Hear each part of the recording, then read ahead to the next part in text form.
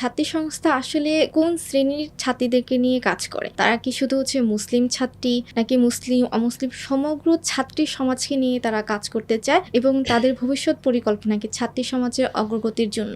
আচ্ছা, বাংলাদেশ ইসলামী ছাত্রী সংস্থা আসলে সকল পর্যায়ের ছাত্রীবন্ধুদেরকে নিয়েই কাজ করতে চায়।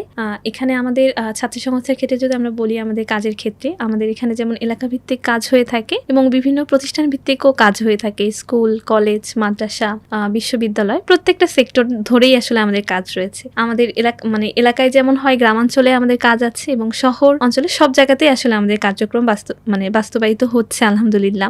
আচ্ছা, তাহলে বলা যায় যে ছাত্রী সংস্থা আসলে সমগ্র ছাত্রী সমাজকে নিয়েই তারা কাজ করতে চায়। তো ছাত্রী সমাজের অনেক ছাত্রীদেরকে আমরা দেখি যে তারা পিছিয়ে পড়ে রয়েছে, অনেক সুযোগ সুবিধা থেকে তারা বঞ্চিত। তো সেই জায়গা থেকে ছাত্রী সংস্থা ছাত্রী সমাজের অগ্রগতির জন্য আসলে কি ভূমিকা রাখবে বা তাদের পরিকল্পনা কি এ বিষয়ে?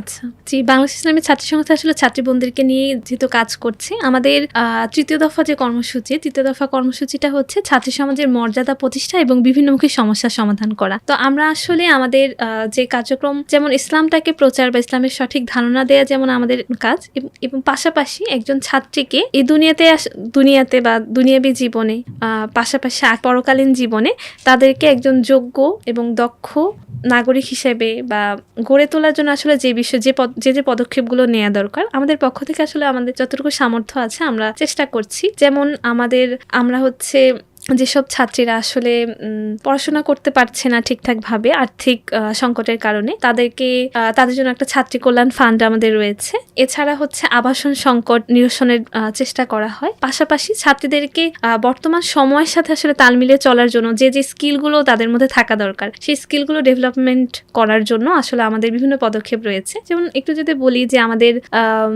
জগন্নাথ বিশ্ববিদ্যালয়েও আমরা কিছুদিন আগে সমসাময়িক বিষয়ের সাথে সামঞ্জস্য রেখে একটা নারীদের জন্য একটা কার্যক্রম রেখেছিলাম, সেটা হচ্ছে সেলফ ডিফেন্স ওয়ার্কশপ।